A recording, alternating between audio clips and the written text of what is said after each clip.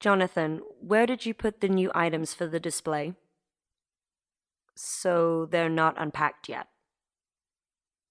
No, it's fine. I don't mind doing it. It's good, in fact. It means I can make the notes for the interns.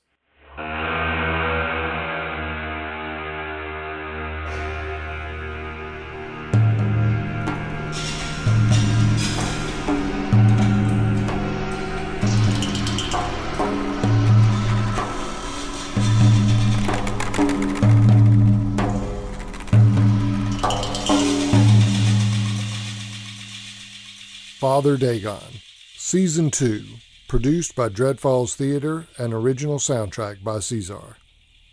If you haven't done so already, head over to iTunes and rate and review the podcast, or tell your friends about us on Twitter and Facebook. This is Episode 5, Young Anna, written by Victoria Snaith. Okay, what have we got? Careful, Anna. Don't break it before you've even got it out of the box. Okay, looks good so far. Yep, there we go. Okay. It looks in remarkable condition, but what is it? Okay. Where is my notebook?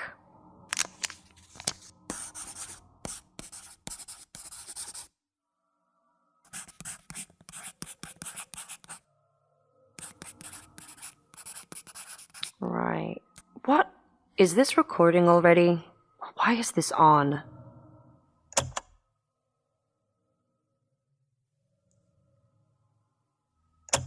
Hello, interns. This is Anna, here to give you some helpful information about... Wait, let me listen to that back. I bet I sounded ridiculous.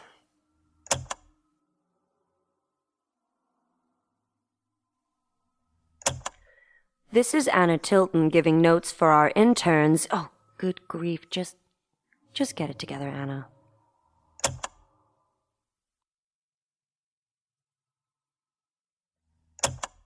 The following recordings are notes for the interns on the restoration of item number 1149 at the Newburyport Historical Society. Once restored, item number 1149 will go on exhibition in the Society's display room. On unwrapping the item, I can already see it is in good condition. It does not appear to be broken in any way, which means that, under the layers of hardened dirt, it is likely well preserved. At this time, without removing any of the external debris, it is hard to discern an age for the piece, but it looks as though it could be some kind of jewelry, as some of the metal is showing, albeit somewhat oxidized, so I cannot tell at this point whether it is iron, bronze, gold, etc. But it is a pretty interesting shape. At this early stage of the restoration process, I would say that due to the relatively little corrosion and damage, it will hopefully need nothing more than a light dusting.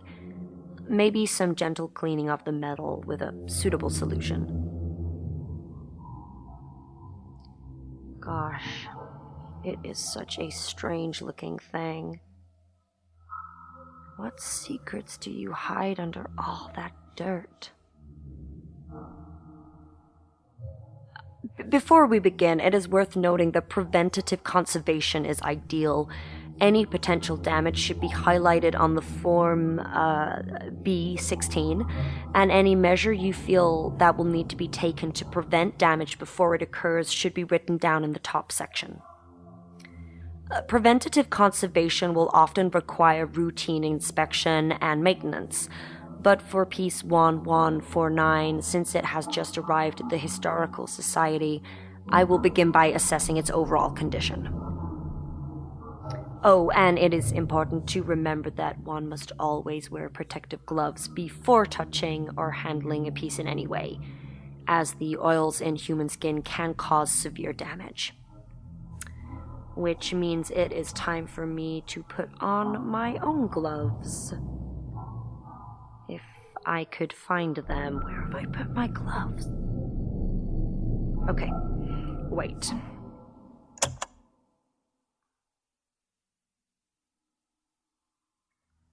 I've put on my gloves and have picked up the item, and it is just so odd. On closer inspection, I can see there are some minor surface abrasions and a lot of dirt, so I will start by doing some light dusting. The first step in our restoration process is to gently but thoroughly remove dust and grime from the item. Dust, as we know, creates shadows and loss of clarity, which is not desirable.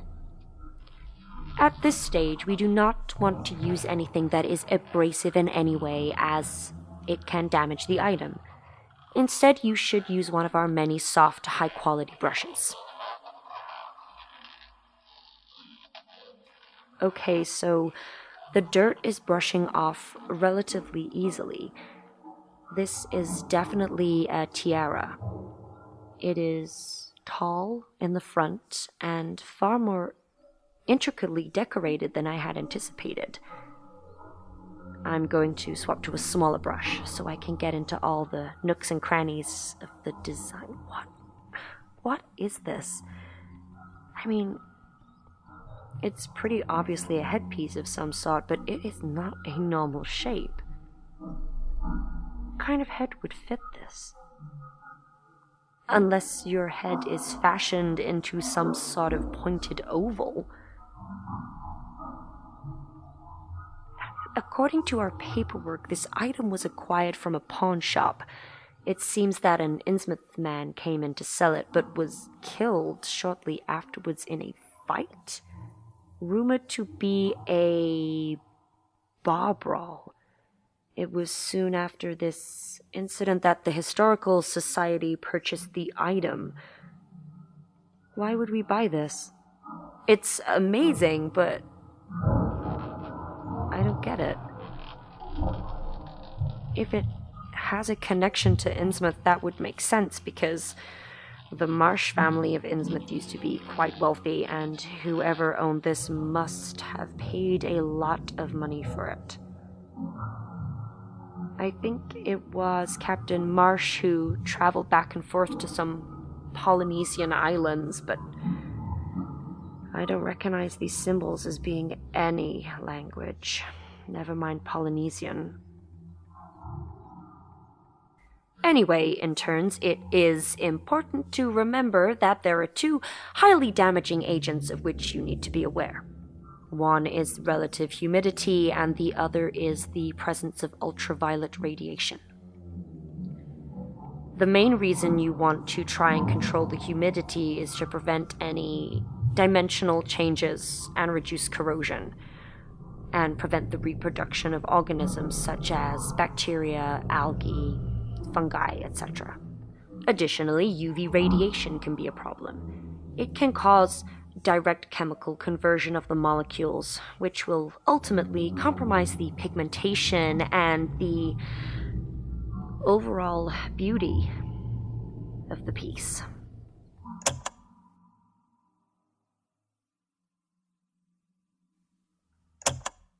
Sorry, I got distracted. Where was I? Once you've completed the initial dusting, it is a good time to remove any remaining particles by using a gentle solvent and a clean sponge. You'll want to have a piece of absorbent cotton to hand to clean up any drips. This will help to remove any of the more stubborn areas of unwanted dirt, as well as reveal any metal underneath the oxidized patches. Hopefully, like this. Yeah, looks much better now. I have no idea what this is made from. It looks predominantly gold, but there is an unearthly opulence to it. I have never seen a metal like it, and these designs, these letters or words. Whoever made this tiara was a highly skilled craftsman. Surely something like this must have been made for a god. I mean, made as an offering to a god. Or a ritual, not an actual god. That would be ridiculous.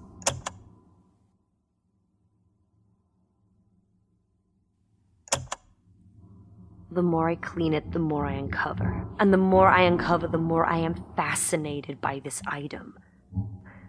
The way the light hits the metal and bounces across the room. The reflection of the light dances across the walls in ways that I could never have imagined.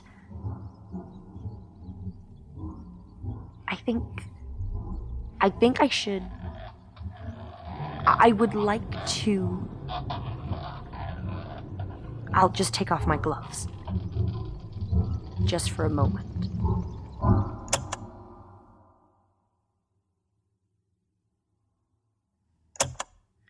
It feels cold. And when I lift it up to the light, I can see that the designs or the letters or whatever they are made in such a way as to reflect the movement and the feel of the ocean. I don't know how they do that, but they just do. I'm going to wear it.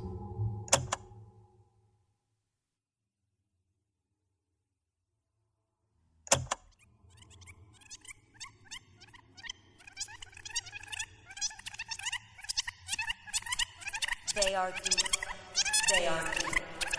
In the depths of the ocean, they are deep. In the shining heavens, they are deep. They proceed from the ocean depths. They proceed from the ocean. They are neither man nor God. Beings which stretch themselves out like chains. They have no spouse. They beget no children. They are strangers to charity. They ignore prayer. They scoff at wishes.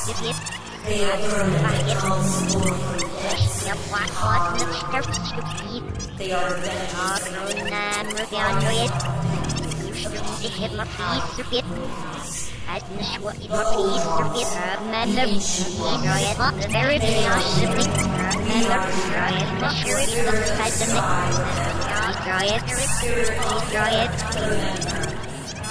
Spirit of the sea, remember.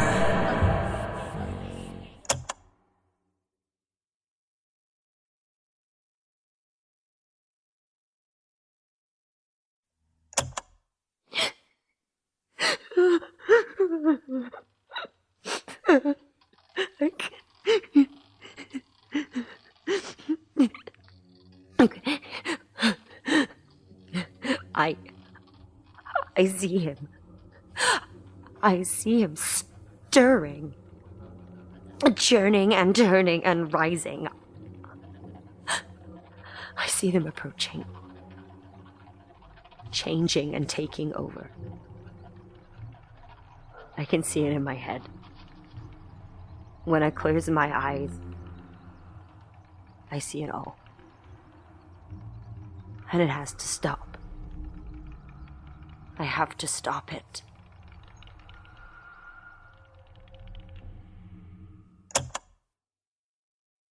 You have been listening to Father Dagon, Season 2, Episode 5, Young Anna.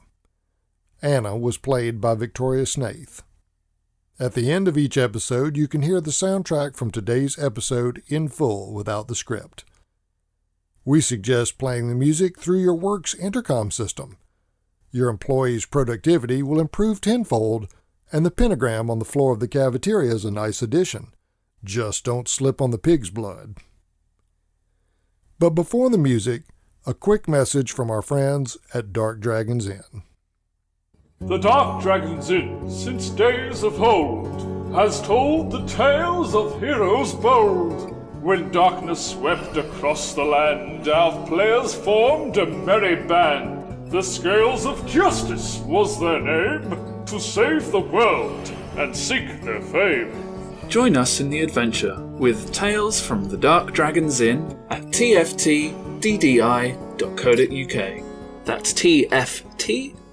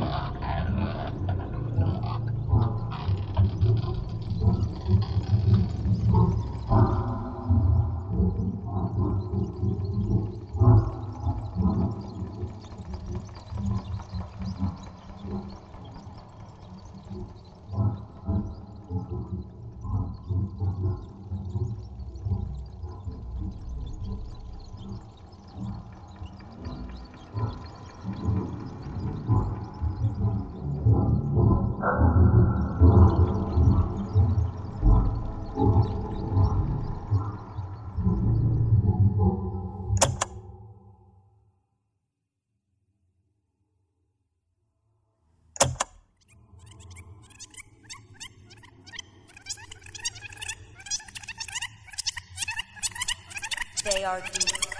They are deep. In the depths of the ocean, they are deep. In the shining heavens, they are deep. They proceed from ocean depths. They proceed from the ocean. They neither man nor God. These who search themselves out like chains. They have no past. They beget no children. They are strangers to charity. They ignore prayer. They scoff at wishes. They are vermin that comes forth from depths. They are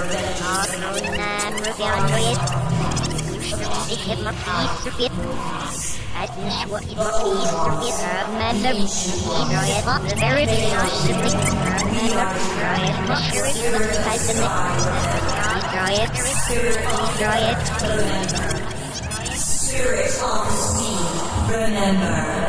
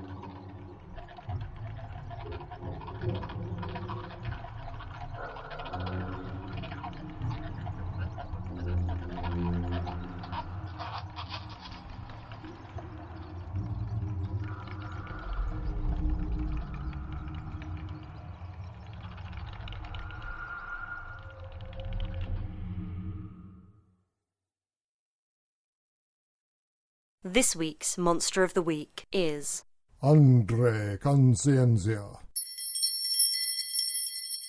Andre Conciencia. a monstrous creature featuring in the mythology of the Inuit people. Andre Conciencia. Of a curious creation myth, according to which a human cohabitated with a red dog. 5 of the children resulting from this union were dogs themselves, and they were sent across the sea to Europe, where they founded the European races. 5 other children were even more monstrous, one of whom was Andre Conciencia. They turned upon the Inuit themselves, drinking their blood and rendering them limb from limb.